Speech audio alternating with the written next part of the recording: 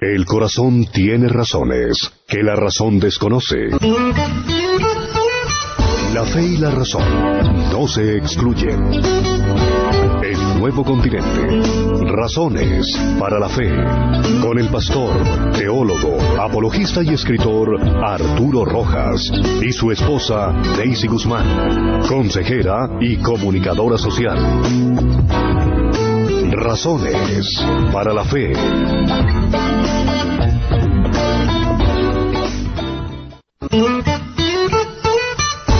Buenas noches, de nuevo hoy estamos con ustedes en el programa Razones para la Fe, en nuestra emisora Nuevo Continente, la alternativa diferente. Estamos de regreso a comienzos de semana con temas de interés de tipo apologético. El tema pasado fue la tribulación y el milenio. Estamos tocando temas escatológicos. Y pues hoy nos vamos con el anticristo, personaje de ayer, de hoy y de mañana. Buenas noches a todos, y como mi esposa lo acaba de decir, estamos hoy una vez más con un tema escatológico. No es que vayamos ahora a estar todos los lunes con temas de este tipo, pero hemos aprovechado como el impulso que traemos con el tema de la vez pasada para continuar con este del anticristo, que es un anticipo de lo que les había anunciado. El programa pasado les estuvimos anunciando que para el mes de noviembre tenemos programada, si Dios lo permite, un seminario de escatología en el auditorio de la iglesia Casa sobre la Roca, de la que pues somos miembros y en la que trabajamos, y por eso estamos también preparando estos temas que van a ser tratados con mayor detalle en esa oportunidad. Así que es un abrebocas para que los oyentes de pronto se interesen, conozcan estos temas y quieran conocer un poco más de ellos, y de manera estructurada, como lo haremos en el seminario. Pero quiero también informarles que tendremos una conferencia de apologética mucho más cercana en septiembre 19, sábado 19 de septiembre a las 2 de la tarde, especialmente dirigida hacia jóvenes cristianos universitarios, que versará sobre dos temas: la evolución y la confiabilidad de las Escrituras. Son dos temas que los jóvenes cristianos que entran a la universidad ven que son de los más tratados, cuestionados, atacados en sus creencias por medio de estos temas en las universidades, y por eso vamos a dar esta conferencia dirigida específicamente a ese grupo. Ese va a ser nuestro objetivo, nuestro target, pero estará abierta para todo el mundo, ¿no? Entonces ya saben, vamos a estarla recordando aquí, pero desde ahora los que quieran ya tomar nota, es en septiembre 19, es un sábado, en la tarde, de las 2 también a las 5 de la tarde, en el auditorio de la iglesia Casa sobre la Roca. Entonces también estas noticias queríamos dárselas igualmente. Carrera novena con 102, ¿no? Con 102, sí, con 102, esquina. Costado occidental. Es el auditorio de Casa sobre la Roca.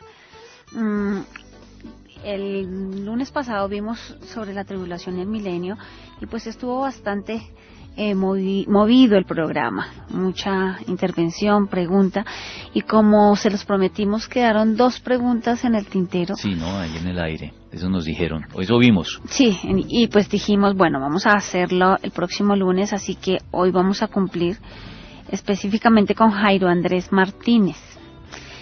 Tú hablaste sobre el milenio, la tribulación, y la pregunta de Jairo Andrés es la siguiente: durante la gran tribulación, ¿en qué lugar estarán quienes han sido arrebatados? Bueno, no sé así propiamente si en un lugar, no puedo describir propiamente un lugar específico, pero el Apocalipsis lo que narra son 2 situaciones paralelas, ¿no? Mientras está teniendo lugar la gran tribulación en la tierra, con todos los juicios sucesivos de las 7 copas, las 7 trompetas y los 7 sellos, las 7 copas y las 7 trompetas, no sé si las estoy diciendo en el orden correcto, pero no es lo importante en este momento, sino afirmar que a la par que tienen lugar esos juicios en la tierra, como como trato de Dios con la humanidad apóstata o incrédula, y con el anticristo que estará liderándolos en ese tiempo y emprendiendo una persecución muy severa en contra de los creyentes. A la par tendrá lugar en el cielo, dice el Apocalipsis, lo que se conoce como las bodas del Cordero. Ujú. La Biblia siempre ha dicho que la iglesia es la esposa de Cristo, o la prometida de Cristo.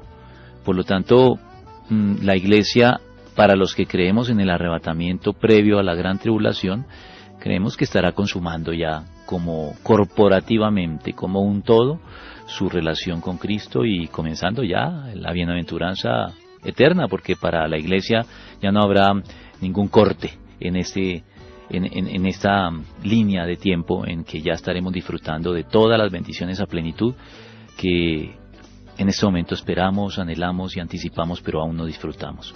Entonces, ese será el estado de la iglesia. La iglesia arrebatada estará con Cristo en las bodas del Cordero. ¿El lugar? No lo sé, porque la Biblia no especifica el lugar, pero sí especifica lo que estará sucediendo. Marlene Joya dice, después de la gran tribulación, los que no hayan creído y que no participaron en el rapto y mueren, ¿qué pasará con ellos, si aceptaron o no al Señor? Perdón, los que no hayan creído y no participaron en el rapto y mueren. ¿Me repites? Porque ahí no me quedé un poquito colgado, dice, perdido. Espérate un segundo. La perdiste ahí donde la tenías, yo la trato de buscar acá. Sí, pero ya está. Y que no participaron en el rapto y mueren, ¿qué pasará con ellos si aceptaron o no al Señor? Bueno, si aceptaron o no al Señor, eso pues marca una diferencia diametralmente marcada, ¿no? Los que aceptaron al Señor sencillamente antes, durante el rapto o incluso, o antes del rapto, pues seremos arrebatados con Él. Los que lo hacen durante la tribulación formarán parte también del pueblo de Dios cuando el Señor regrese, pero probablemente les tocará sellar su testimonio con la misma muerte, ¿no? Con el martirio, literalmente. Así que yo creo que lo importante ahí es la decisión que tomemos con Cristo. Eso es lo importante, y al margen de que haya un arrebatamiento antes de la gran tribulación o a la mitad de ella, o incluso no tenga lugar sino hasta el final, hasta prácticamente coincidente con la segunda venida de Cristo, lo importante es que aseguremos nuestra eternidad. Cualquier sufrimiento presente, incluyendo la gran tribulación, que será un sufrimiento muy, muy elevado, cual nunca se ha presentado en la historia, dice el apóstol Pablo que no se compara con la gloria venidera que nosotros ha de manifestarse. Así que yo creo que lo importante es tomar la decisión por Cristo, ojalá antes, pero si no, si la toma uno durante la tribulación, no importa, será difícil, se sellará el testimonio con sangre, pero al final todos estaremos disfrutando de lo que dice el apóstol Pablo: ninguna de las aflicciones del tiempo presente es comparable con la gloria venidera que nosotros ha de manifestarse, aunque yo sí prefiero hacer todo lo que esté a mi alcance para evitar, en mi esquema y en mi creencia, para evitar la gran tribulación, porque yo creo, o nosotros creemos, que tendrá lugar un rapto antes de la gran tribulación. Sí, así es. Para los que se conectaron hace poco, estas son dos preguntas que quedaron pendientes del tema del pasado lunes sobre la tribulación y el milenio. Les recuerdo que estos programas, todos los programas, están colgados en YouTube y en el grupo Razones para la Fe en Facebook. Así que pueden escucharlos en su totalidad y pues seguir la línea de estos temas. Vamos entonces, bueno, pero tú querías comentarnos algo sobre tu devocional. Tenemos pues una nueva noticia. Sí, yo he escrito 4 libros, 2 de ellos han sido publicados por Editorial CLIE. Algunos de los oyentes o las personas que saben que he escrito estos libros me preguntan dónde adquirirlos. Bueno, pues en la librería de CLC deben tener, pero ahora me informaron que ya está disponible en edición virtual, así que los que quieran adquirirlo en edición virtual, que estoy viendo que a muchos les gusta más que el libro impreso en papel, porque lo llevan en su smartphone, lo bajan y lo tienen ahí en todo momento, en su tablet, y se vuelve más portable, más fácil de tener en todo tiempo. Entonces les informo, está ya en versión virtual, se puede comprar por la web, y en la página de Razones para la Fe en Facebook he colocado los enlaces donde pueden adquirirlo. Son libros de formato de devocional, pero son libros donde trato temas como los que estamos tratando aquí en nuestro programa. De hecho, gran parte del material que utilizo para documentar los temas del programa procede de esos libros. Así que no piensen que por ser de formato devocional, es decir, una lectura de una página para cada día del año, ese es el formato devocional, son libros del estilo típico de los devocionales. No es un devocional diferente, es un devocional con enseñanzas de corte apologético. Así que los que quieran adquirirlo ya saben, está en edición virtual ya, y no solamente en la edición impresa, en papel. Eso era lo que quería anunciar acerca de los libros. Así que tienen oportunidad de comprarlo y tenerlo a la mano. Es un devocional que, como tú muy bien lo dijiste, es diferente y toca temas de actualidad, toca temas de tipo apologético y acude a la razón, pero también al corazón. Uh-huh. Esa es la idea, sí. Esa es la idea, y eso es lo que estamos fomentando aquí con este programa. Bueno, vamos a arrancar entonces con el tema de hoy, que es el anticristo, personaje de ayer, de hoy o de mañana. ¿Por qué es importante el tema del anticristo? El tema del anticristo es un tema importante, en primer lugar, porque la naturaleza humana siempre ha sido inclinada a especular sobre el futuro. Y sobre todo en estos tiempos, la especulación sobre el futuro es más bien alarmista. Por razones muy obvias, porque las visiones, digamos, ingenuamente optimistas sobre el futuro que caracterizaron al pensamiento liberal del siglo XIX, se vinieron al traste en el siglo XX con las dos guerras mundiales y con todos los conflictos bélicos más o menos locales que ha habido después de la posguerra, es decir, después de la Segunda Guerra Mundial, en esto que ya Marshall McLuhan dijo que era una aldea global, este mundo. Durante la Guerra Fría y con posterioridad a ella no terminan las guerras. A raíz de esto, es difícil encontrar hoy por hoy una visión optimista entre las personas y consistente sobre el futuro, independientemente de que se tengan o no en cuenta por ejemplo, las profecías de Nostradamus y cosas de ese estilo que siempre cautivan a los incautos, o las recientes vaticinios del calendario maya sobre el fin del mundo, que era en el 2012, ¿te acuerdas? Entonces todo eso alimenta esta tendencia de la naturaleza humana.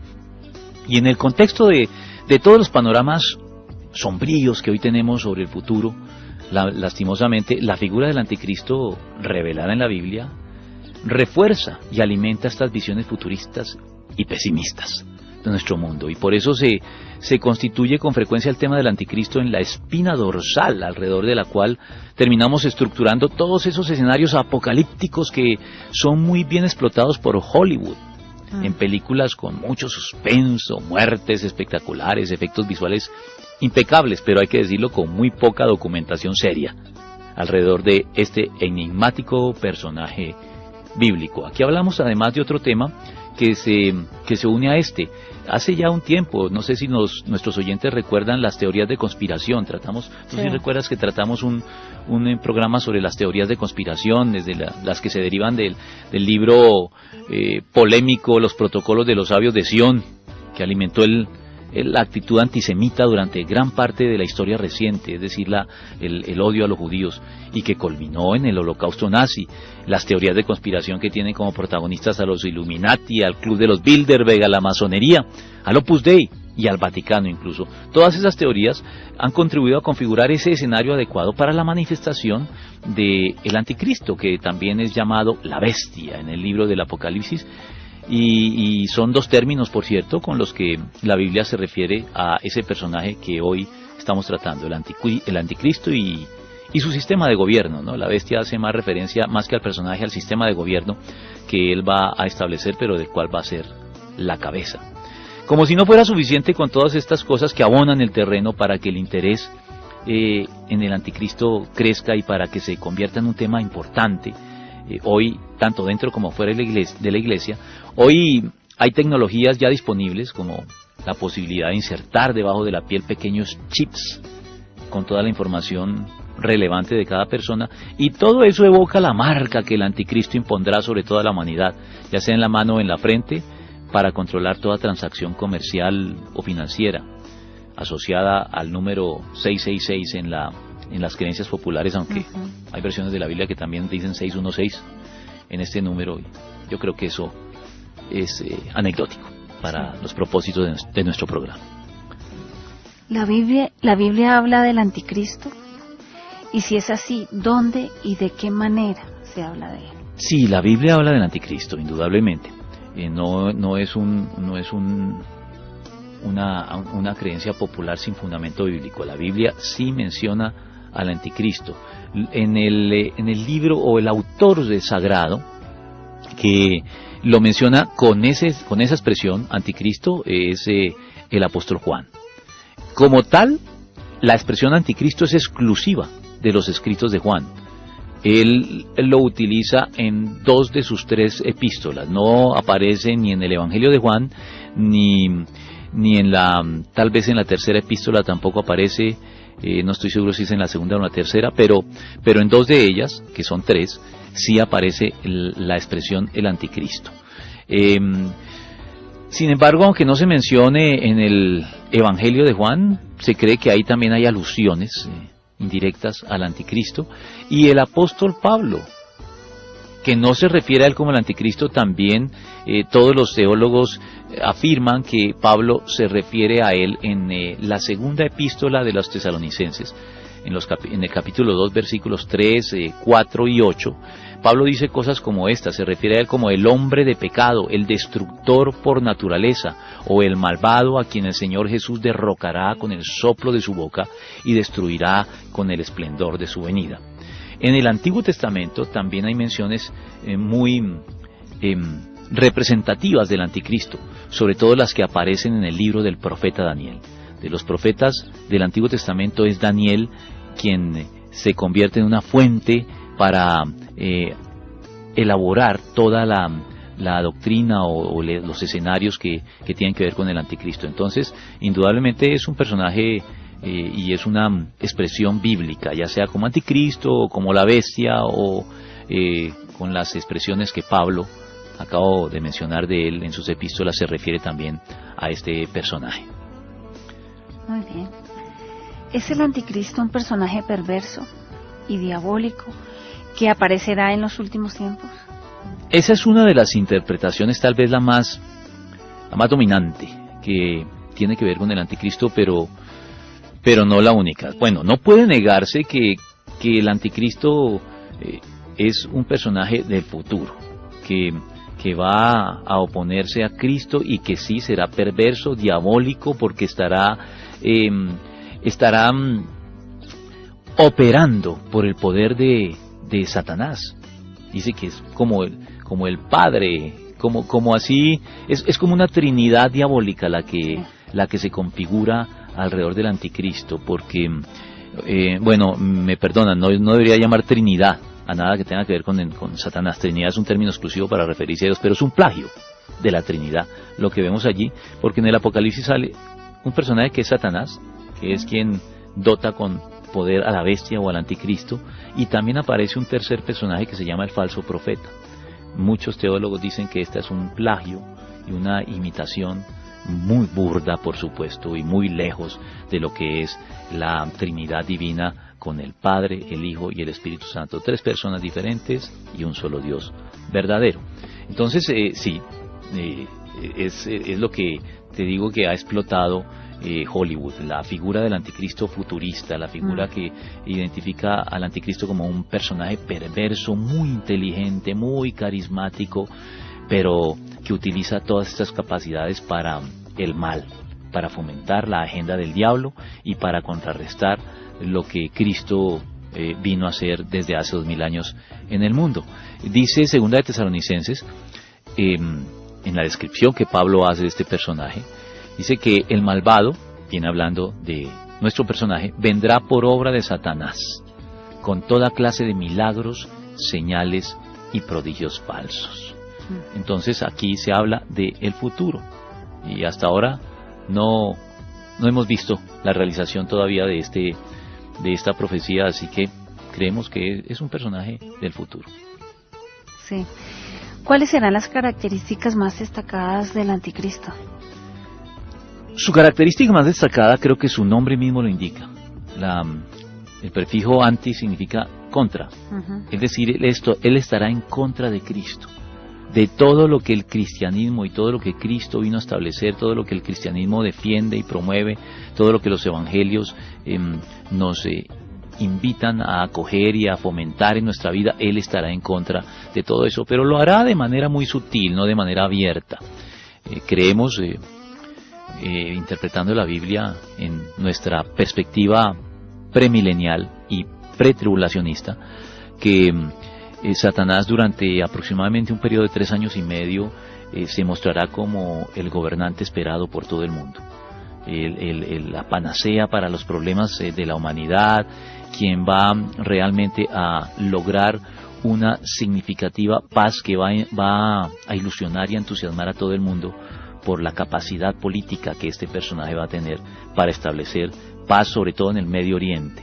Él va a lograr establecer una paz temporal en el Medio Oriente, pero cuando, como lo dice el apóstol Pablo en Primera de Tesalonicenses, cuando digan paz y seguridad, vendrá sobre ellos destrucción repentina. Entonces creemos que cuando logre esa paz y logre convocar alrededor de él a gran parte de la humanidad para sostenerlo en el gobierno mundial, él mostrará su verdadera faceta. Mostrará la faceta ya abiertamente contraria a la creencia en Dios y la creencia particularmente en Cristo, y comenzará en una persecución sistemática, tal vez la más virulenta y la más recrudecida en contra de los creyentes, tanto judíos como cristianos, y algunos dicen que incluso contra el monoteísmo en general, es decir, que podrían entrar ahí los musulmanes en este tipo de persecución, aunque eso es especulativo y no es compartido por todos los comentaristas. Pero entonces, ¿es el anticristo un personaje del pasado o del futuro? Es un personaje de ambos tiempos, del pasado y del futuro. ¿Por qué es del pasado? Acabo de afirmar que es del futuro, pero entonces ahora, cuando tú me formulas esta pregunta, tengo que responder que también es del pasado. ¿En qué sentido? En el sentido de que la oposición que el anticristo va a plantear a todo lo cristiano y a Cristo mismo, porque la iglesia es el cuerpo de Cristo, toda oposición que él plantea a la iglesia es una oposición directa a Cristo, será no solo, como ya lo dije, de carácter político, sino religioso. Será un líder mundial en ambos campos de la cultura humana, en el campo político y en el campo religioso. Y los teólogos han identificado a lo largo de la historia, basados en las descripciones que se hacen de él en los libros que ya cité, en las 2 epístolas de Juan que lo mencionan, en las epístolas de Pablo, Tesalonicenses, y en Daniel. Basados en ellos, dicen que hay en la historia un significativo número de personajes de la política mundial que, guardadas las proporciones obvias, lo tipifican al anticristo, lo han prefigurado de algún modo. Hay una lista más bien larga de personajes que se dice que fueron prefiguraciones o tipificaciones del anticristo, es decir, que reunían características que el anticristo mostrará de manera superlativa, que ellos ya la manifestaron. Se destacan entre ellos, en primer lugar, el rey del imperio seleucida de la antigüedad, que es Antíoco Epifanes, o Epífanes más bien. Antíoco Epífanes es un personaje que la historia dice que profanó el templo de Jerusalén, invadió la Tierra Santa, impuso el helenismo, es decir, la religión, la mitología grecorromana sobre los judíos, y respetó todos los símbolos sagrados del judaísmo, entre ellos el templo. Entró allí al templo en el año 167 a.C. y ofreció en el altar del templo de Jerusalén un cerdo. Y todos los oyentes, me imagino, saben que esto es una gran abominación. Se dice que es la abominación desoladora, así la describe Daniel. Una abominación desoladora porque el cerdo es un animal inmundo, es el animal típicamente inmundo para los judíos, y él, de manera desafiante, aprovechando su poder militar, entró en el templo e hizo esto en desafío a la religión judía, y fue ahí cuando se levantó una rebelión contra él, porque los judíos ya vieron aquí que se les colmó la paciencia y se les llenó la copa, y es cuando surgen los macabeos, la rebelión de los macabeos, que está recogida en algunos libros deuterocanónicos, así es como lo llaman los católicos, incluidos en el Antiguo Testamento, por ellos, pero ni por los judíos, ni por nosotros están incluidos, o apócrifos, como también suelen llamarse un poco estos libros, entre los cuales se encuentra los de los macabeos. Bueno, esa es una prefiguración muy puntual del anticristo en el pasado, pero hay otras. El emperador romano Nerón también fue, para buena parte de la cristiandad, una prefiguración del anticristo, por su perversidad, por su persecución encarnizada contra los cristianos, y por su personalidad un poco demente, ¿no? La del emperador romano Nerón. En fechas más recientes, muchos han dicho que Adolfo Hitler también ha sido una prefiguración del anticristo. Así que creo que, teniendo en cuenta estos personajes aparecidos en la historia de la humanidad y la manera en que la Iglesia ha dicho son prefiguraciones del anticristo, creo que viene a ser no solamente un personaje del futuro, como lo hemos venido defendiendo hasta este momento, sino que también en el pasado podemos encontrar ya personajes que, guardadas las proporciones, muestran el carácter de lo que será este gobernante en el campo político y en el campo espiritual o religioso igualmente. Así es. Tenemos a Oscar y a Mónica López desde Edison, New Jersey. Dicen en sintonía y expectantes. Está también con nosotros Laura Mejía, Meyer Martínez desde Medellín, Antioquia, Anita Nosa, Ana María Hernández como siempre acompañándonos, Jorge Orjuela desde Canadá, Nayib Bellaverde en sintonía también. Anita Nosa ya la nombré, la familia Archila, Liliana Astrid Lesmes desde Tunja, Marcela Melo como siempre escuchándonos, Melisa Medina, Eduard Martínez, Jaime Iván Torres, gracias por escucharnos. Mira que Anita Nosa desde Medellín hace una pregunta sobre la abominación desoladora, que tú la tocaste ahorita en la pregunta de si el anticristo era un personaje del pasado.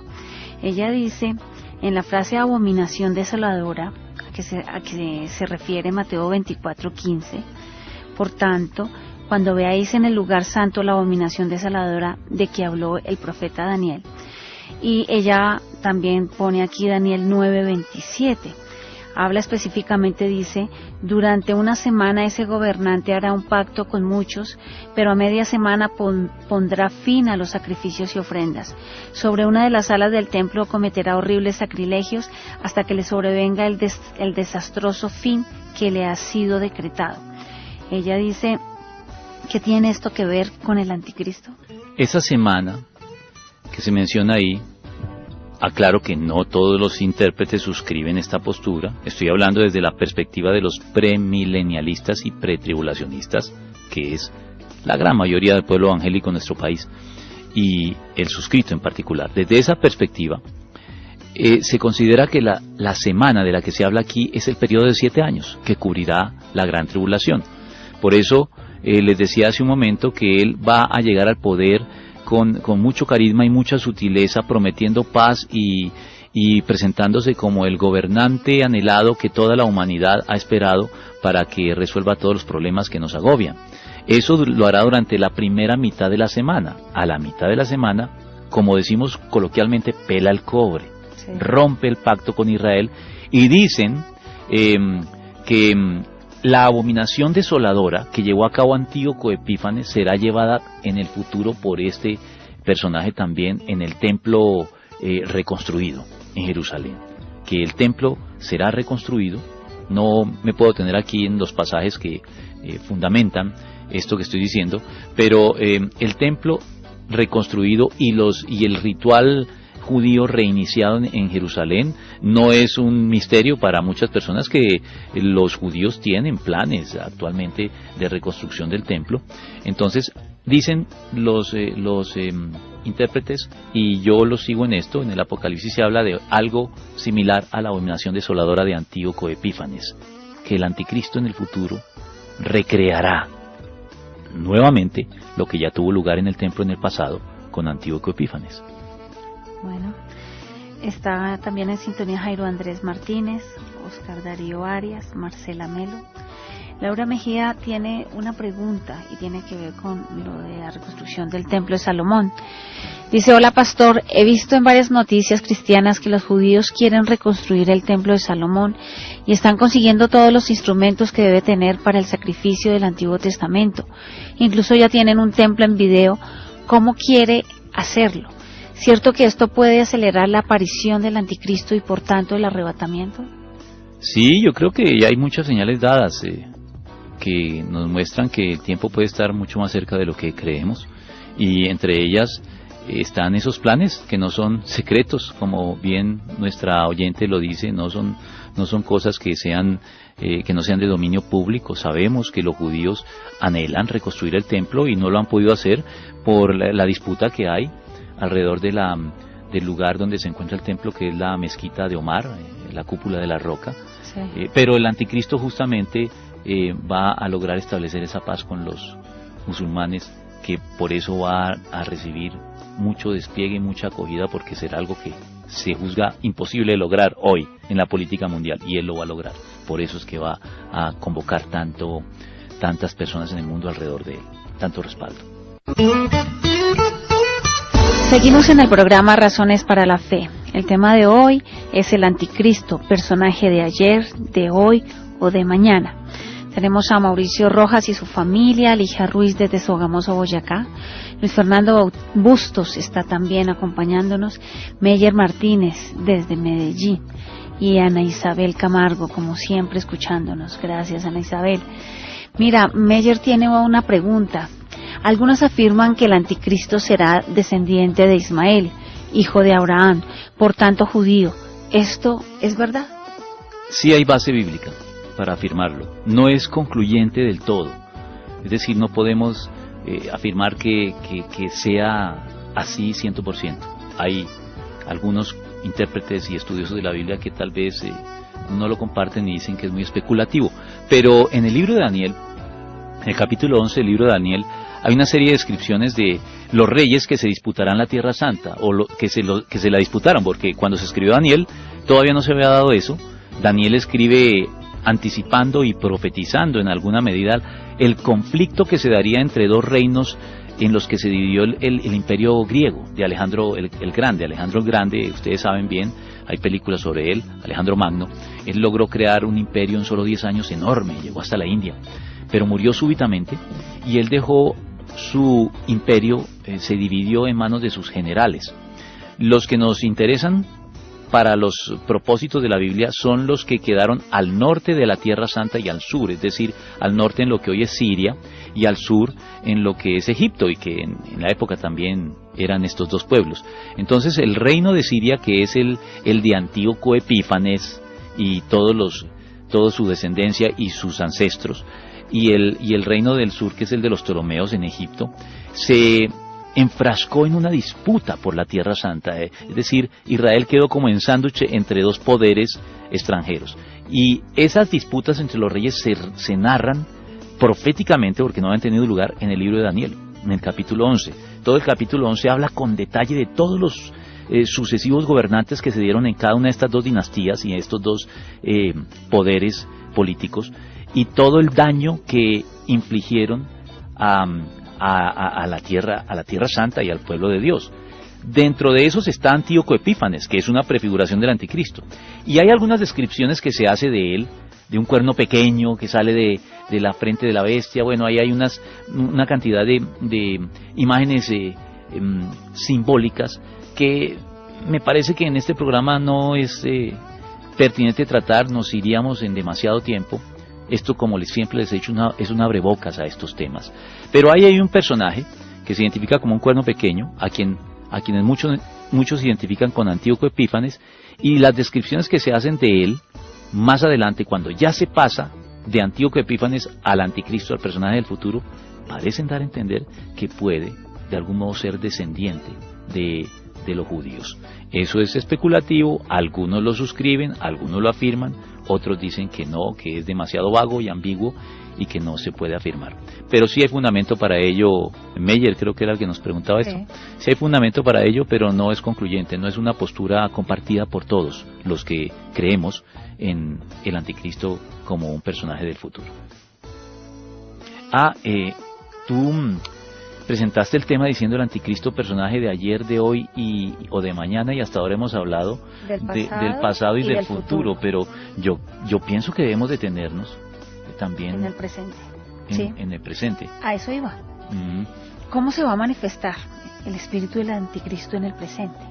Esta es la parte que me parece a mí más importante para que la iglesia actual la tenga en cuenta, la manifestación del anticristo que se da en la iglesia inclusive, si no del anticristo, sí del espíritu del anticristo. Por lo pronto entonces dejemos de lado los esfuerzos que se hacen para descubrir la identidad precisa del anticristo, porque el anticristo no es, como muchos lo creen, tan solo un símbolo apocalíptico o un perverso dirigente humano de los últimos tiempos de la historia humana, ni siquiera una serie de destacadas personificaciones históricas en el pasado con características muy definidas que lo prefiguran, sino que el anticristo, según lo dice Juan, es también una perversa presencia espiritual que se manifiesta siempre, de muy variadas formas, dentro de la misma iglesia. Mira, Juan dice en su primera epístola, capítulo 2, versículos 18 al 19, dice: así como ustedes oyeron que el anticristo vendría, muchos son los anticristos que han surgido ya.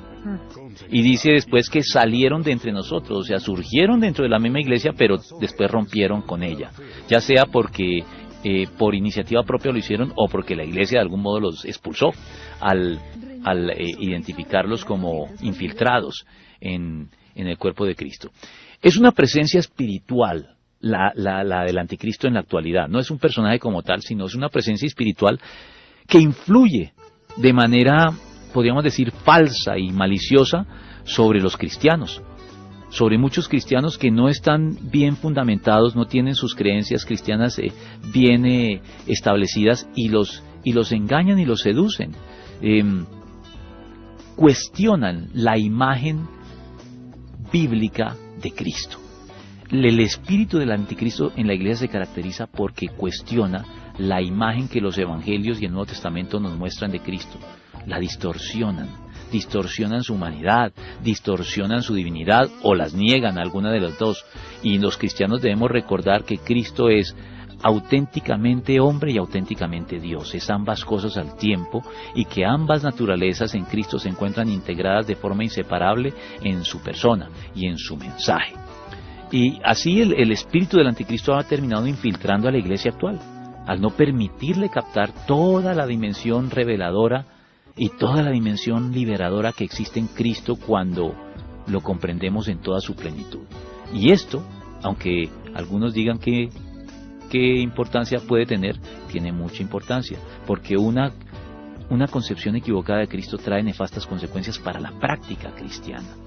De hecho, es la permanente posibilidad de que el anticristo haga presencia en la iglesia, la que justificó una advertencia del apóstol allí en la primera epístola de Juan, una advertencia muy conocida en primera de Juan 4:1, cuando dice: no crean a cualquiera que pretenda estar inspirado por el Espíritu, sino sométanlo a prueba. ¿Y cuál era la prueba a la que debía ser sometido cualquier persona que quisiera dar un mensaje espiritual en el nombre de Dios mediante el Espíritu Santo?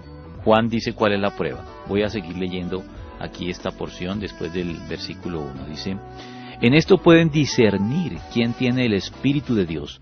Todo profeta que reconoce que Jesucristo ha venido en cuerpo humano es de Dios. Todo profeta que no reconoce a Jesús no es de Dios, sino del anticristo. Ustedes han oído que éste viene, en efecto, ya está en el mundo. Entonces parece que la prueba para identificar por lo menos el espíritu del anticristo operando en la iglesia es la concepción que se tenga de Cristo.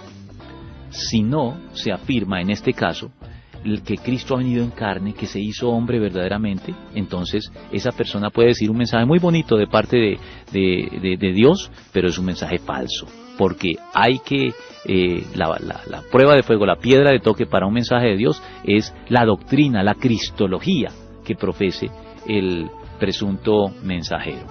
En este orden de ideas es reconocer a Cristo en su condición divina y humana la que distingue al verdadero creyente de quienes son víctimas del espíritu del anticristo en la iglesia.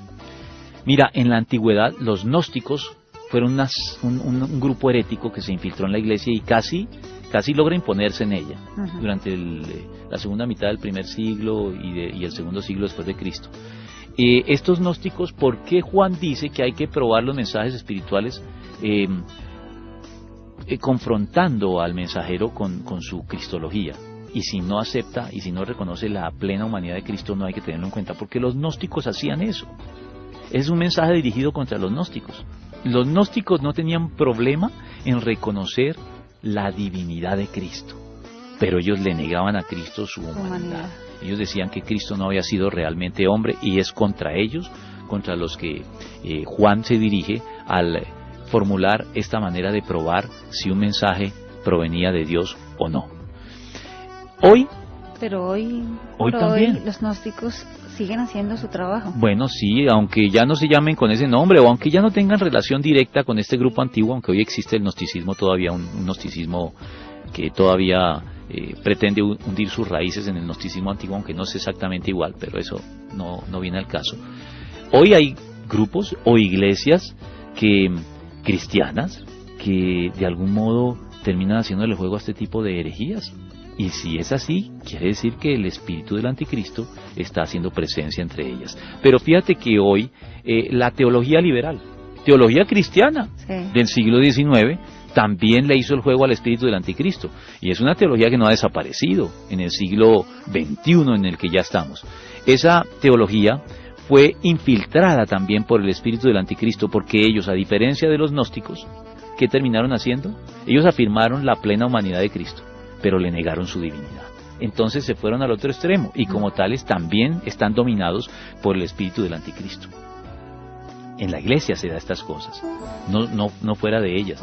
Algunos podrían pensar, tal vez algunos recuerden aquí que un filósofo que fue un opositor a ultranza del cristianismo, que fue el alemán Federico Nietzsche, un abierto detractor del cristianismo, escribió una obra titulada justamente El Anticristo. Pero cuando uno lee esa obra, por supuesto que no puede estar de acuerdo con muchas cosas, con la gran mayoría de cosas que él dice, pero a veces hace una denuncia hacia la misma iglesia. Dice, la iglesia a veces es la primera culpable de distorsionar a Cristo. En algunos momentos Nietzsche parece añorar al Cristo auténtico de los evangelios y acusar a las iglesias de haberlo distorsionado. Es algo bien interesante. Sí, yo creo que el mismo anticristo engañará a los mismos creyentes. Por supuesto, los engañará hacia el final de los tiempos, y los está engañando actualmente, los está engañando a través de ese espíritu del anticristo del que habla el apóstol Juan. Sí, Marisela Murcia está en sintonía junto con Edison Muñoz, Evelyn y Daniel, que nos escuchan desde Bucaramanga. También está Lucierra. Juan Pablo González pregunta, mi pregunta es si hay una unión de religiones y esa unión puede ser por el Vaticano. ¿Tendría el Papa que ver con ser el anticristo? Pues eso se ha dicho por ahí. Sé que es un supuesto, pero tengo esa duda.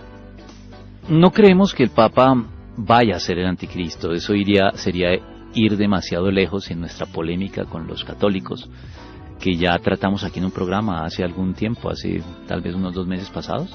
Puedes escuchar el programa de la Gran Ramera. Sí, Juan Pablo, puedes escuchar ese programa que está colgado. Sí, no creemos que el Papa vaya a ser el anticristo, pero indudablemente, como lo dijimos en ese programa, la organización vaticana, la organización como tal, el sistema, es una organización política la que tiene el Vaticano, con influencia en todo el mundo, va a ser un botín muy codiciado para el anticristo.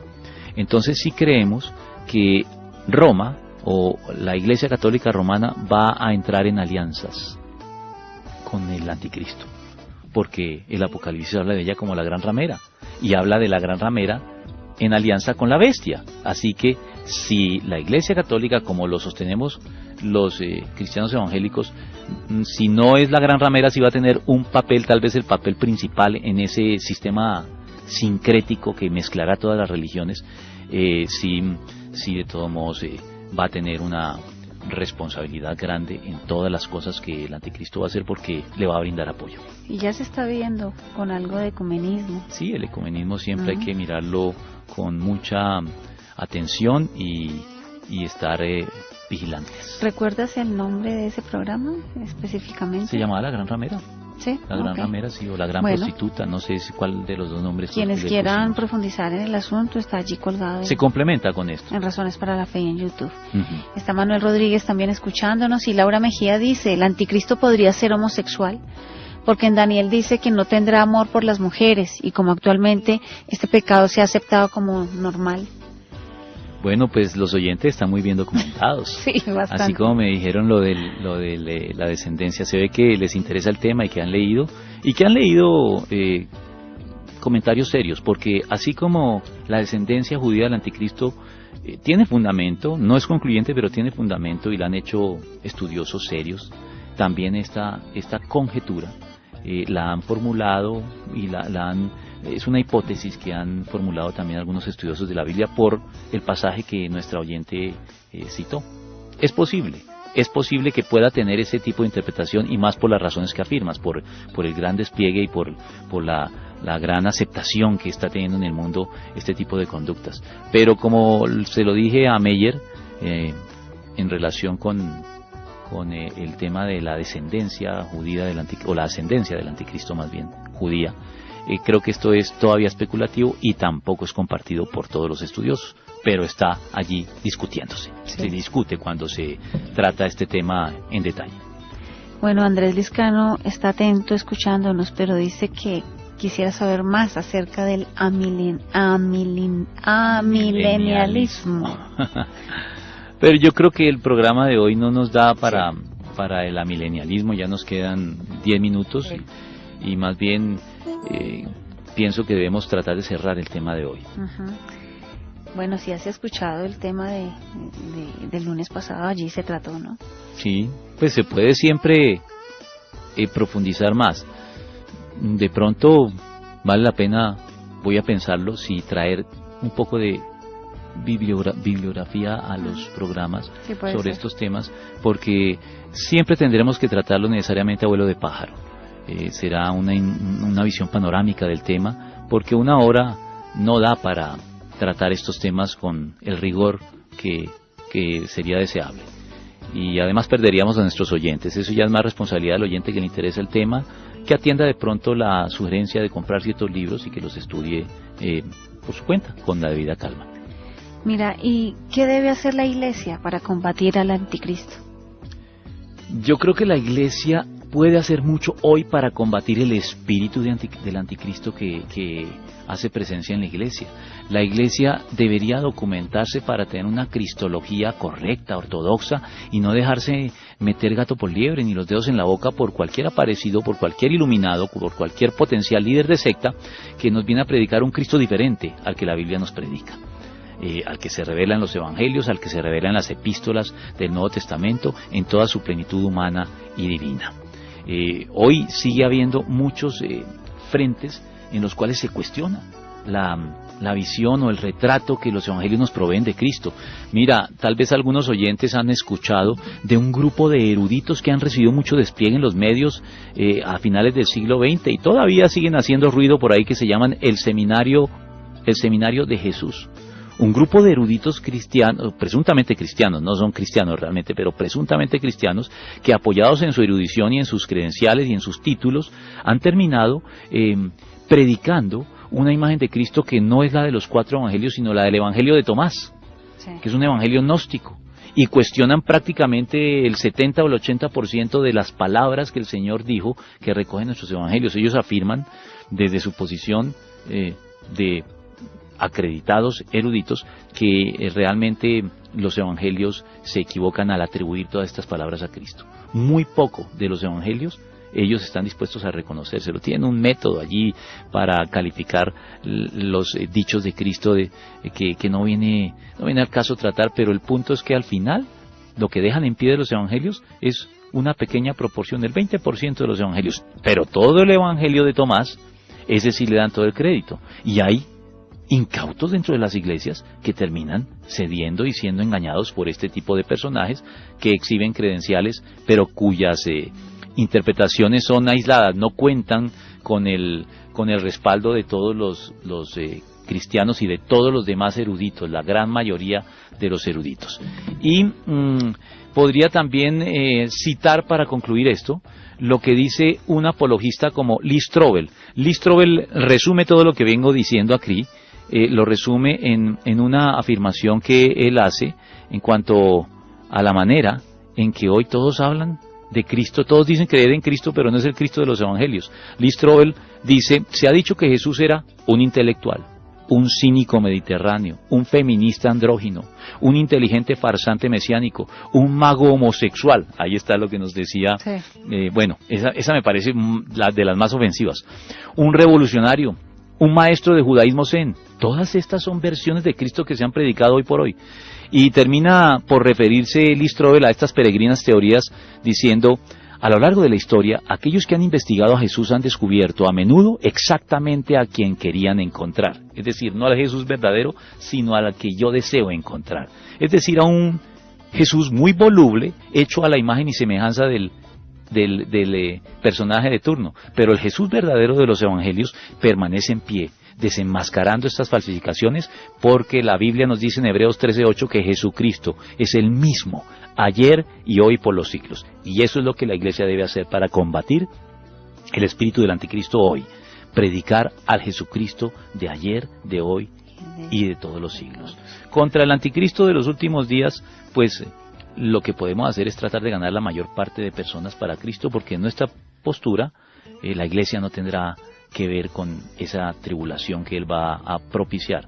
Así que evangelizar, dar buen testimonio e influir de manera constructiva en el mundo lo más que podamos. Es la mejor manera de combatir tanto el espíritu del anticristo como al anticristo cuando se manifieste ya plenamente en amén. Los últimos tiempos. Sí, amén. Jorge Orjuela está desde muy lejos, desde Canadá. Jorge, qué bueno que estés con la Pili allí, escuchándonos. Dice, pues para no ir muy lejos, ese espíritu de anticristo en la iglesia ya se está viendo en reconocidos líderes cristianos, entre comillas, que aprueban conductas pecaminosas como si fueran algo bueno, entre ellos la homosexualidad y el matrimonio del mismo sexo. Sí, volvemos sobre este tema que es candente ahora y sobre todo en los países del norte, en Estados Unidos y Canadá, no creo que esté mucho mejor al respecto. Y nosotros como que vamos en la misma línea, Dios nos libre, y ojalá que aquí podamos por lo menos retrasar muchísimo ese momento si es que no se puede evitar. Bueno, pues damos por terminado el tema del día de hoy.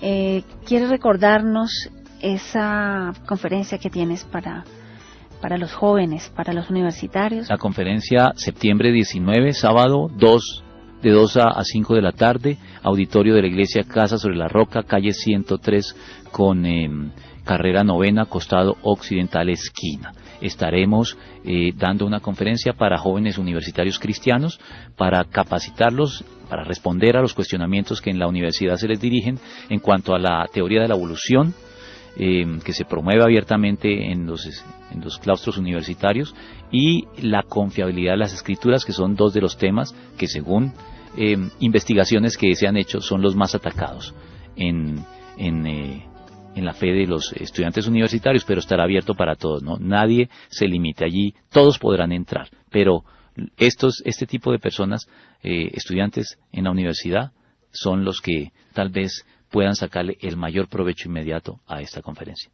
Así es. Bueno, entonces estaremos muy pendientes el próximo lunes a la misma hora. Dios los bendiga. Dios los bendiga. El corazón tiene razones que la razón desconoce. La fe y la razón no se excluyen. El Nuevo Continente. Razones para la Fe. Con el pastor, teólogo, apologista y escritor Arturo Rojas y su esposa Daisy Guzmán, consejera y comunicadora social. Razones para la Fe.